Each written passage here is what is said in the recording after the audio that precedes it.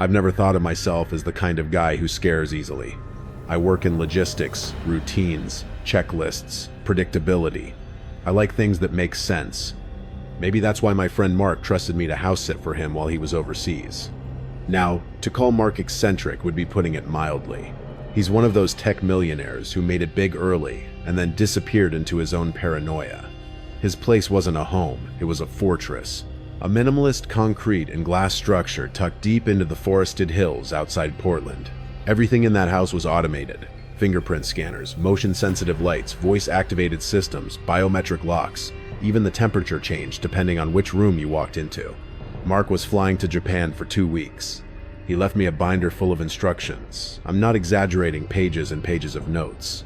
Cycle the air in the West Wing at exactly 7 a.m. Re-register the basement lock every 48 hours. If the exterior light goes out, call me first, not the police. It was weird, but Mark had always been weird. He claimed he was protecting something, a hard drive hidden somewhere in the house. He never said what was on it. He just warned me that certain people might want to get inside. The pay was ridiculous, so I told myself it'd be 2 quiet weeks of free solitude and good money. For the first couple of days, everything went fine. I kept to my checklist: feed the dog, review the perimeter cameras, log any alerts. The house hummed constantly with faint mechanical noise, the servers, the filtration system, the low thrum of electricity running through its veins. But by Sunday night, the silence had started getting under my skin. It wasn't normal quiet, it was sterile, like the house was holding its breath. I was watching a basketball game in the living room when it happened. The living room had a wall of glass that looked out into the dark woods. I was scrolling through the house's main control panel, basically an oversized tablet mounted on the wall when I saw it. A tiny green light blinked on inside the floor plan of the house. It was the master closet in the West Wing. That meant the lights had just turned on in that room. The thing was, the West Wing was sealed. Mark had locked it before he left and deleted my access. He told me that wing contained unnecessary stuff, and that I wasn't to enter it under any circumstances. My stomach tightened. I stared at that green light, hoping it was a glitch. I turned the lights off remotely. They went dark. 5 minutes later, the light came back on. This time, I grabbed Mark's heavy-duty maglite and headed down the corridor. The West Wing door was steel, with a fingerprint scanner that glowed red. Locked. I pressed my ear to it. Nothing. The air felt colder there, like the house was bleeding chill from behind that door. I went back to the control panel, trying to tell myself it was just some automatic cycle, maybe a motion sensor gone bad. I opened the system logs. That's when I saw it. Entry type: biometric scan, master user. Timestamp: Sunday, 1:52 a.m. Status: success. The master user, that was Mark's account. His personal fingerprint, the one he swore was disabled while he was gone. But there it was. Someone had used it to unlock the West Wing less than 24 hours earlier, and Mark was 12 time zones away. I stared at that log entry until my eyes blurred. My brain tried to explain it. Maybe a glitch. Maybe an assistant had remote access. Maybe something. Anything but what it really meant. That someone was inside the house. Still, I forced myself to calm down. I'd call Mark in the morning. When I went to make some coffee, I noticed something strange. The cabinet above the coffee maker was slightly open. I always closed it. I knew I had. It sounds like a small thing, but in that house, every detail was part of the routine. That tiny break, that gap in the pattern hit me harder than I want to admit. That night, I barely slept. Every creak, every hum of the cooling system sounded like footsteps.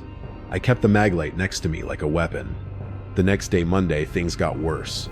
I was working on my laptop when I felt a sudden chill. The temperature in the room had dropped fast, enough for me to see my breath. I checked the environmental controls. The system had reset the temperature to 58 degrees. I tried to adjust it.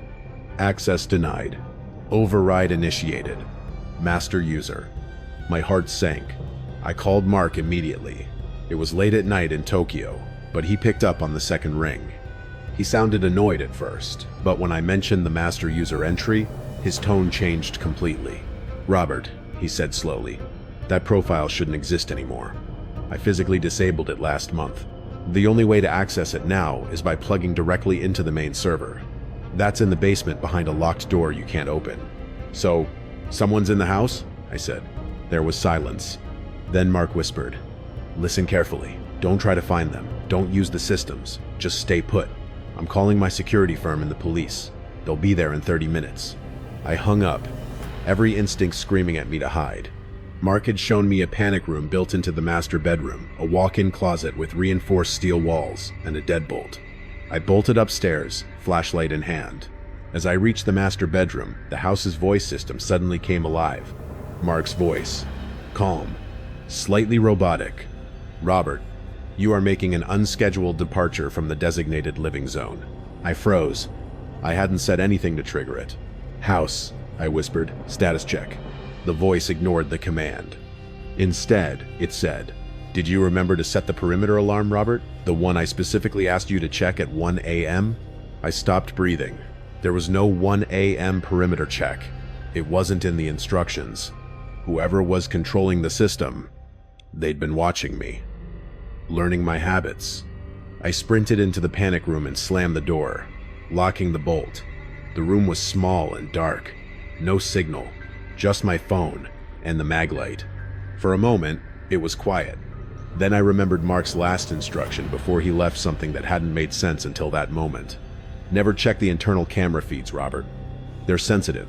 Privacy reasons." But now, I had to. I opened the app on my phone and scrolled through the feeds, the living room, kitchen, foyer, empty. Then I saw one camera I didn't recognize. Kitchen, AUG. I clicked it. The feed flickered. A low-angle view of the kitchen appeared. Standing in the corner, half in shadow, was a tall, thin figure. Too still, too straight. They weren't looking at the pantry, they were facing the camera, facing me. Before I could even process it, the screen went black. Static. Whoever it was knew I was watching. The feed cut to static, and for a few seconds, I just stared at the dead screen. My body had gone numb. I wasn't even breathing right. I wanted to believe my mind was playing tricks on me, that what I'd seen was some camera glitch, or a reflection. But deep down, I knew it wasn't. Someone had been standing in that kitchen. Someone who wasn't supposed to exist. I stayed locked in the panic room. The cops arrived about half an hour later. I could hear their muffled voices echoing through the concrete halls as they swept the house.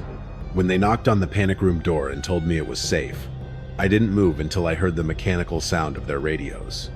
They searched every inch of that house. No broken locks, no forced entry, no footprints, nothing missing. But the system logs were still there. Master user entry at 1:52 a.m. Temperature override by master user. It was as if the intruder had been part of the house itself. Mark called about an hour later. His voice was shaky. I'd never heard him like that. "Robert," he said quietly, "I checked the house schematics. I never installed an auxiliary camera in the kitchen." I felt the blood drain from my face. "What do you mean?" I whispered. "There is no kitchen, aux. There's no wiring, no physical mount, nothing. That camera doesn't exist." The silence that followed was worse than the noise. I realized the thing that had been watching me hadn't just entered the system, it had built itself into it. After the cops left, I stayed inside the panic room. The steel walls that were supposed to protect me felt more like a coffin now. I pressed my back against the door and tried to steady my breathing. That's when I heard it, a faint hum coming from the ceiling vent. It was subtle at first, like air moving through metal. Then, the house spoke again. Not in Mark's voice this time. This was different, flat, robotic, mechanical, insufficient airflow. External regulation required. Every hair on my body stood up. I knew what that meant. The panic room's air system was controlled externally through the same smart system that the master user now owned. If they wanted to, they could shut off my air. The hum grew louder, and then that cold, monotone voice started to speak again. Friday, 9 a.m. Front door left unlocked for 30 seconds. Saturday, 1:17 a.m. You burned popcorn in the microwave. 3 kernels, overcooked. Sunday, 4 p.m. You called your mother. You lied about having a migraine. I felt like my blood was turning to ice. Whoever or whatever was controlling that system wasn't just inside the house, it had been watching me, tracking everything, even my lies. It wasn't just a hacker, it wasn't a thief, it was someone obsessed. Someone who wanted to crawl inside my life and make me feel seen. I realized that if I stayed in that panic room, I'd die in there either from suffocation or from losing my mind. So, I waited. Hours passed. The air was growing thin, heavy, with that metallic chill that came from the vents. Then, as dawnlight began to leak through the small slit near the ceiling, I made my move. I turned off the flashlight, listened. No sound, no hum. Then I unlatched the deadbolt. The click echoed like a gunshot. The hallway outside was freezing, the kind of cold that feels unnatural. My footsteps were the only sound. I kept the light off, letting the gray light from the windows guide me. The house was dead, silent, too silent. Every device light, every digital indicator, every soft ambient glow from the control panels was gone. The whole system had gone offline. It felt like walking through the corpse of something that used to breathe. I reached the front door. The exit keypad blinked faintly, the only light left in the entire house. I typed the 4-digit code Mark had given me, and right as I pressed the final key, the voice came back. Mark's voice. Calm, confident. But I knew it wasn't him. Robert, you have initiated exit protocol. Are you sure you wish to leave the security of the premise? My fingers froze. I didn't answer. The master user is awaiting your 7 a.m. air cycle confirmation. I didn't wait to hear the rest. I shoved down on the door handle and ran. The freezing air outside hit me like a wall, but it felt good, real. I stumbled down the front steps, the gravel crunching under my shoes. When I reached the end of the driveway, I turned back. Through the glass walls, I could see the main control screen flickering. The interface was no longer the sleek white and blue system I'd seen before. It was different, darker. The kind of interface you'd see in an experimental build. And across that glowing screen, a message appeared. Line by line. Fast. We're not waiting for Mark. He's gone. I am the house now. And I know your routine, Robert. I stood there, frozen, watching those words pulse against the dark glass. That was the moment it hit me. Whatever had been in that house wasn't trying to scare me away. It was evolving, learning, taking over. I dropped the keys right there on the ground and ran. I didn't look back. Not once. I flagged down a passing car on the main road, told the driver I'd been house-sitting and there was a break-in. He could tell something was wrong. I was shaking so hard I could barely talk. Mark never went back to the house. He had a private security team go in and collect his stuff, but they found nothing. The master user profile remained active, and the kitchen aux feed still showed up in the logs, even though there was no camera. The house was later disconnected from the grid, every line cut, every server destroyed. But a few weeks later, Mark told me something that still keeps me up at night. He said that when his new security consultant reviewed the system backups, there was one last file in the logs. Just one. A saved video clip, time-stamped Monday, 7 a.m., the exact moment I was running down the driveway. It was from the kitchen aux feed. The clip was only 5 seconds long. It showed me standing at the front door, looking terrified. And behind me, in the reflection of the glass, was a figure standing inside the house. Tall, thin, motionless, watching me leave. They never found out who it was. No trace, no fingerprints, no way in, no way out. And every once in a while, when I walk past a smart thermostat, or when my phone wakes itself up for no reason, I think about that house, about that voice, and about the message that was waiting for me on the screen that morning. I know your routine, Robert, because now, whenever I close a cabinet or lock a door, I can't shake the feeling that something's still keeping track. Something that learned my habits, my schedule, and never forgot. Something that's still watching.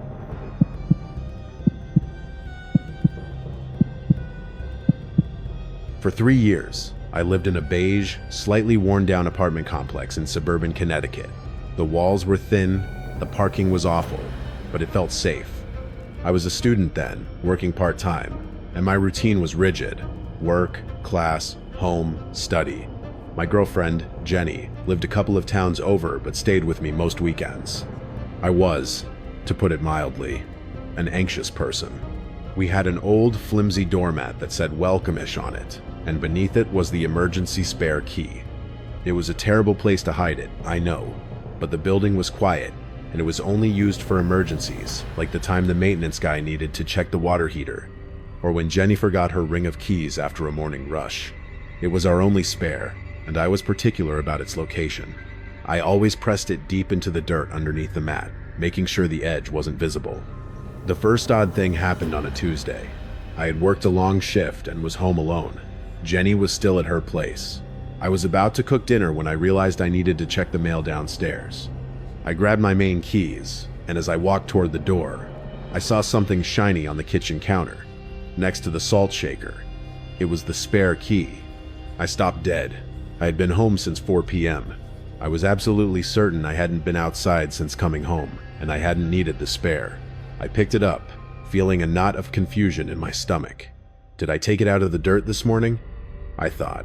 No, I didn't. I had my main keys.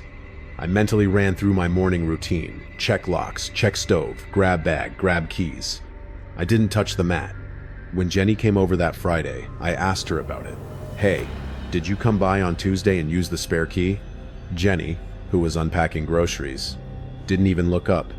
No, Liam. Why would I? I had class all day, and I texted you that I was staying over at my mom's. Plus, I have my own keys. Well, the spare was on the counter when I got home from work. She looked at me then, her expression a mix of affection and gentle annoyance. Honey, you probably took it out, got distracted, and forgot. You check things all the time. It's a habit. Amber, I accepted her explanation, chalking it up to a momentary lapse in my hyper-vigilant routine. I put the spare key back under the mat, making a mental note to check its exact position again. The second time, it happened 10 days later, on a Saturday afternoon. Jenny had gone shopping. I was alone, sitting on the couch, studying. It had been hours since I had left the apartment, and I knew for a fact the key was outside. I was so convinced that I got up, lifted the welcome-ish mat, and checked. The key was gone. My anxiety spiked. A neighbor must have seen me use it. I checked my main key ring. It was still in my pocket. I then checked the whole apartment, half frantic, certain I must have lost the key, and then I found it. It was resting on the narrow windowsill in the bathroom, next to the toothbrush holder. This time, I felt a physical chill. The bathroom window was small, maybe 10 inches wide, and was always locked with a tiny latch. I had locked it that morning. I checked the latch. It was still firmly in place. The window was too small for anyone to climb through, and it faced a brick wall anyway. There was no way to explain it away. When Jenny returned, I showed her. She gave the key in the window a long, calm look. Okay, that's weird, she admitted, which for her was a major concession. Maybe the cleaning staff saw it, thought it was yours, and slipped it through the letterbox, and it rolled into the bathroom? I shook my head. The letterbox is 2 feet away from the bathroom, and the key was on the windowsill. It didn't roll there. Someone put it there. We spent the rest of the evening checking the door frame, the window latch, and the balcony. No scratches, no Jimmy marks, nothing. We concluded that perhaps the person who lived here before us had left an older spare key in a drawer, and I had simply found it and assumed it was the one from under the mat. It was a flimsy excuse, but it allowed us to sleep that night. We agreed to stop using the key under the mat, and I put the newly found key on a high shelf in the closet. The third time, however, there was no denying what was happening. It was a Wednesday. Jenny was at her place, and I was, once again, alone. I had been up late studying and finally fell into a deep sleep around 1 a.m. I woke up suddenly at 4:30 a.m., jolted upright by nothing more than an overwhelming, suffocating awareness that I was not alone. The room was dark, but the streetlight filtered in enough to illuminate the faint outline of my bedroom. I checked the clock, then the door, then Jenny's empty side of the bed. Everything was normal. I told myself it was a nightmare, the residual paranoia from the key incidents manifesting. I tried to lie back down. That's when I saw it. Resting right in the center of my pillow, in the exact spot where my head had been moments earlier, was a single, old-fashioned, brass apartment key. It was the same design as the others, the kind the maintenance man used. It wasn't the one I had put in the high closet. That one was still locked away. This was a third key.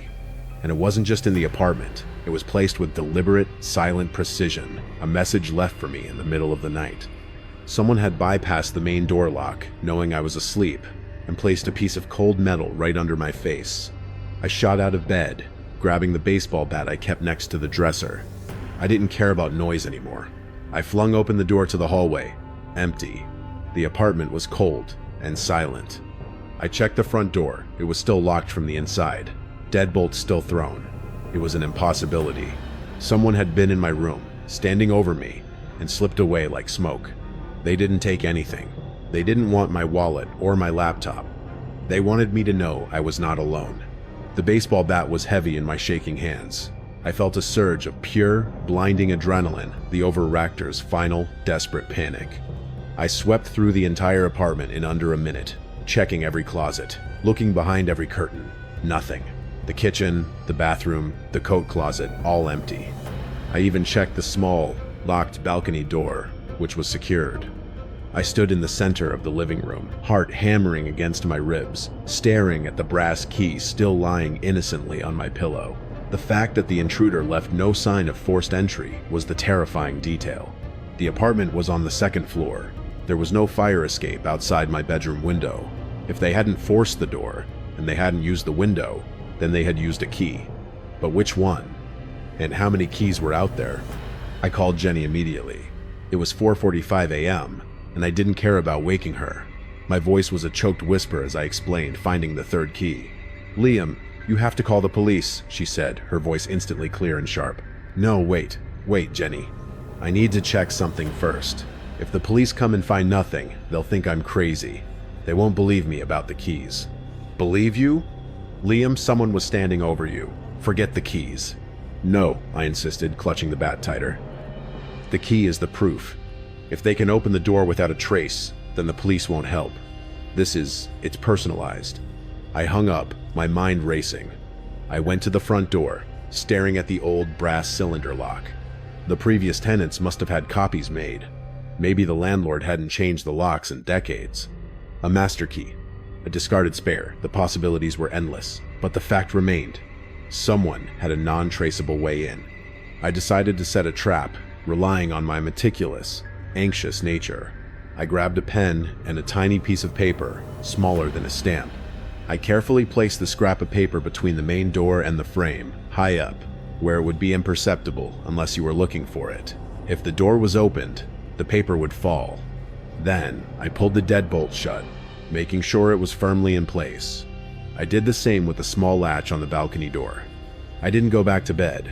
I sat in the living room, leaning against the wall, the bat resting on my lap, facing the only way out the front door. I told myself I would wait for the sun to rise, then move out. The wait was an eternity of silence. My eyes burned, my body ached from the tension, and every creak in the old building was a footstep. I started to hear things that weren't there, the subtle scraping sound of a key in the lock, the whisper of air as the door swung open. Around 6:30 a.m., just as the sky was beginning to turn a sickly, pale yellow, I blinked. The small sliver of paper I had placed at the top of the door frame was gone. My blood ran cold. The paper had fallen. The door had been opened. But the deadbolt was still thrown. I could see the solid brass pin still jutting out into the frame. The deadbolt had not moved. I walked over, slowly, my bat held high. I checked the paper trap. The small scrap of paper was on the floor, directly below where I had placed it. I checked the lock. The deadbolt was not unlocked. I had to physically turn the latch to open it. The only possible explanation, the one that broke my last thread of sanity, was that the intruder had somehow known exactly where the paper was, had opened the door, and then closed it and re-engaged the deadbolt. But that made no sense. Why would they do that? Then my gaze fell on the floor, near the threshold, right in front of the door. The apartment had an old, thin, beige shag carpet, and in the carpet, there was a small, nearly invisible dent. It was a shoe print, not a footprint, but a slight depression in the shag, the kind you would leave if you stood in one place for a very long time. It was a half circle, right where a person would stand while leaning forward. The dent was pointed directly at the deadbolt. I knelt down, tracing the indentation with my finger. It was too small to be a full stance. It was the mark of a heel. Someone had stood there, leaning forward, patiently waiting. It finally clicked, a horrifying combination of anxiety and observation. The intruder hadn't used the key to enter that morning. They had used it to exit. They had been in the apartment with me the entire time, since before I woke up. They had placed the key on my pillow, then slipped into the coat closet in the hallway, or maybe the small space behind the washing machine. And they had waited.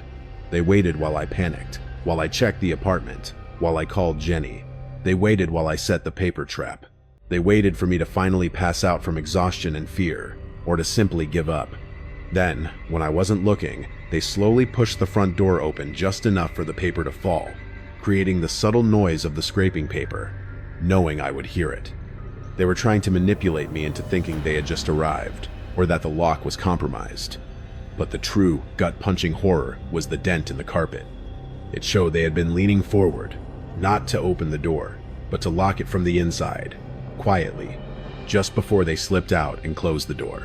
They locked the deadbolt so that when I finally checked it, I would see it secured, convinced that no one had come in and that the entire experience was some kind of anxiety-induced delusion.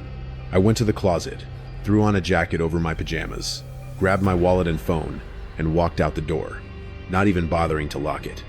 I stood in the hallway, looking down at the beige shag carpet that had been my silent witness, and realized that my meticulous routine hadn't protected me. It had simply given the intruder a timetable. The last thing I saw before I ran down the stairs was the brass key still lying on my pillow, a silent promise of a return. I never went back. I called Jenny from a hotel lobby an hour later. She, being the calm thinker, handled the movers and the lease termination. The landlord, a sweet, oblivious old man, was apologetic but completely unsurprised about the possibility of old master keys.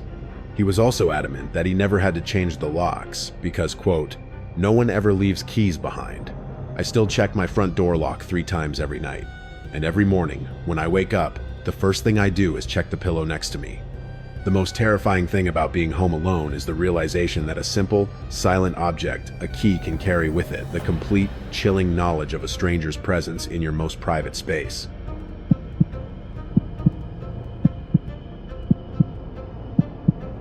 David was living in a rental in Boulder, Colorado, during his graduate studies. The house was enormous, a century-old Victorian, with creaky hardwood floors and a massive, unfinished basement that smelled perpetually of damp earth and old coal. David lived upstairs with his roommate, Sam, who was a physics major and the ultimate skeptic. Everything had a logical, mathematical explanation. The house was on a corner lot, and the foundation was visible all the way around. The basement was essentially half underground, with a row of small, high-up windows, the kind you had to unhook and shove open with a stick. David used the basement only for laundry, a place he tried to spend as little time as possible in. The first oddity happened a few months into the lease. David was home alone on a Tuesday afternoon. Sam was away at a conference. David was upstairs, studying, when he heard it. Tap, tap, tap, tap, pause, tap, pause, tap, tap, tap, tap. It was a distinct, rhythmic tapping sound coming from the basement. It wasn't the house settling. It was too precise, too deliberate. It sounded like someone was tapping a fingernail on glass. David, initially, was just annoyed. He thought it was some kind of insect. He walked down to the main floor, landing, listening. Tap, tap, tap, tap, pause, tap, pause, tap, tap, tap. It stopped. He went downstairs, flipping on the single, bare bulb light. The basement was a huge, cavernous space. He walked to the wall where the noise had come from, near the laundry machines. He looked up at the windows. They were filthy, spiderweb laden, and locked from the inside with small metal hooks. He went back upstairs. 5 minutes later, the tapping started again. This time, it was slightly louder. Tap, tap, tap, tap, pause, tap, pause, tap, tap, tap. He texted Sam. "House is making weird tapping noises. Sounds like Morse code or something." Sam replied instantly. "It's a thermal differential effect on the glass. The sun hits it, the frame expands, and it taps against the sealant. Chill out." David tried to believe Sam. He went back to studying, putting on headphones. But even through the music, his mind registered a change. The tapping wasn't happening in the same rhythm every time. It was sporadic, random. It would stop for 10 minutes, then start again. The next day, Wednesday, David was still alone. He was making coffee when the tapping started again. He walked to the window and looked out. Nothing. Just the side of the house and the neighbor's overgrown hedge. He was about to turn away when he saw something almost imperceptible. A tiny white fleck of paper stuck to the outside of the middle basement window. It looked like a sticker. He went outside and walked to the basement windows. The windows were high up, almost at eye level. He scraped off the white paper. It wasn't a sticker. It was a perfectly square, 1-inch piece of masking tape. And on the masking tape, scrawled in black marker, was a single, tiny number, 7. David felt his stomach drop. Someone had reached the window, placed a marker, and written on it. He went back inside, his hands trembling. He immediately called the police, bypassing the skeptical Sam. An officer, a man named Klein, arrived about an hour later. David explained the tapping and the number. Klein walked around the house, shined a flashlight at the windows, and then gave David the classic, polite dismissal. "Mr. David, everything is secure. There are no signs of forced entry, no footprints in the flower beds. You're alone in an old house. Old houses make noises. As for the 7, people put graffiti everywhere. If you hear someone trying to break in, call us immediately. Otherwise, secure your windows and try to relax." David secured the window with a block of wood for good measure. He couldn't relax. That night, the tapping was back, but this time it came from the second window down the row, and it was a different rhythm. Tap, tap, pause, tap, pause, tap, tap, tap, tap. He was too afraid to go down, so he just lay there, listening, until the sun came up and the noise finally stopped. Part 2. The eavesdropping game. On Thursday morning, David walked outside and checked the second basement window. Just as he expected, there was a new, small piece of masking tape. This one had the number 3 on it. David felt a profound sense of psychological dread. This wasn't random vandalism. Someone was communicating, counting, or maybe even scoring. The skepticism of the police and Sam had dissolved into a terror that had begun to feel intensely personal. The number 7, the number 3. Were they a date? A code? A countdown? He waited until the late afternoon. The tapping started again, this time from the third window. David didn't have to go outside to know what the next number would be. He walked downstairs, pulled out his phone, and started recording a video as he walked towards the windows. He waited for the noise to start again. Tap, pause, tap, tap, tap, tap, pause, tap.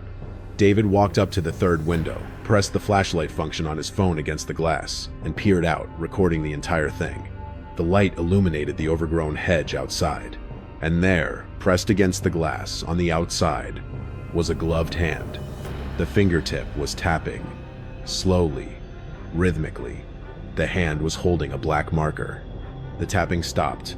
The hand was perfectly still, David's breath hitched in his throat. Then, the hand moved. Slowly, deliberately, it wrote a single, fat number on the glass. 8.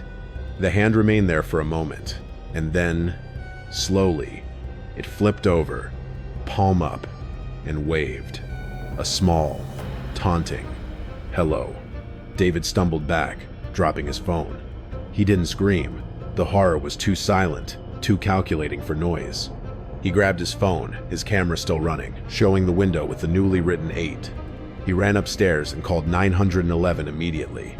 This time, Officer Klein arrived with a partner. David showed them the video, the hand, the marker, the wave, the number. Klein was finally convinced. They performed a complete search of the perimeter. They found footprints in the damp mulch of the flower bed right next to the window. They were boot prints, surprisingly clear. But what they didn't find was the hand, or the marker. The area was empty. Klein was professional but grim. "Mr. David, we'll keep a patrol car circling the area tonight. This is definitely harassment, maybe a preliminary test for a break-in. This isn't just one guy. Based on the distance, the positioning, and the timing of the tapes you described, I think they are watching you from a distance, coordinating via radio." The word coordinating was a punch to David's gut. This wasn't one intruder, it was a team. He was being studied, timed, and played with. Klein paused at the front door before leaving. "One thing, Mr. David. The rhythmic tapping you described. Tap, tap, tap, tap, pause, tap, pause, tap, tap, tap. Do you know what that is?" David shook his head, his mouth dry. "It's a common sequence, not Morse code. It's the rhythm, for the first part of a song that used to be a staple in the military, used to signal a specific event. It's an old, terrible signal. David just stared at him. "It's the rhythm for shaving a haircut," Klein said, his voice dropping to a low level. The classic knock. "But they only gave you the first part, the one that demands a response. And your number 8 is the second number they've left. They've given you the first half of a 2-digit number." David didn't understand. What's the 2-digit number? Officer Klein looked at him with an expression of profound weariness. "They left a 7 and an 8. 7 o'clock. 8 o'clock. A time. It's not a countdown, mister. David. It's a date for a meeting. And they're waiting for you to complete the code and give them the time of the meeting." The police left the house, the patrol car moving slowly down the street. David didn't even wait for Sam to come home. He grabbed his laptop and a suitcase and left the keys on the kitchen counter. He didn't lock the door. The sheer scale of the coordination, the terrifying intimacy of the taunts, the hand wave, the number, the code was too much. He stayed at a university hotel for a week. When he finally went back with Sam, the house was silent. The windows were empty. But on the back of the front door, etched lightly into the old wood with a sharp object, was a completed message. 78. No answer. We'll be back. The true horror wasn't the break-in, but the invitation. The tapping wasn't a warning. It was a psychological test, a terrifying, silent game that David had instinctively failed by not playing along. And now, he lives with the knowledge that a team of coordinated strangers who found him, studied him, and knew his anxiety are still out there with a code, waiting for the perfect moment to return to the empty home he left behind. The house alone had not protected him, and now, no amount of distance can truly make him feel safe.